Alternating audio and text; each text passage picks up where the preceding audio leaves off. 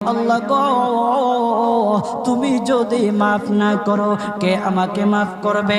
তুমি যদি মাফ না করো কে আমাকে মাফ করবে? তুমি যদি আমাকে মাফ করো তাহলে তোমার কোনো দিকে কমবে না, তুমি যদি আমাকে মাফ না করো তোমার কোনো দিকে বাড়বে না।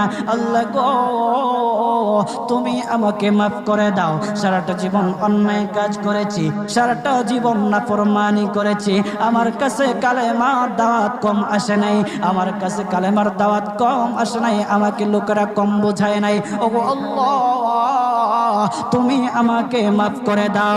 মাফ না করলে কোথায় যাব, কার কাছে যাব?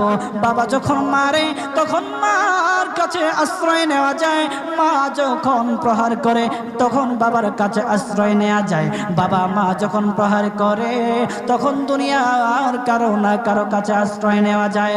ওগো আল্লাহ,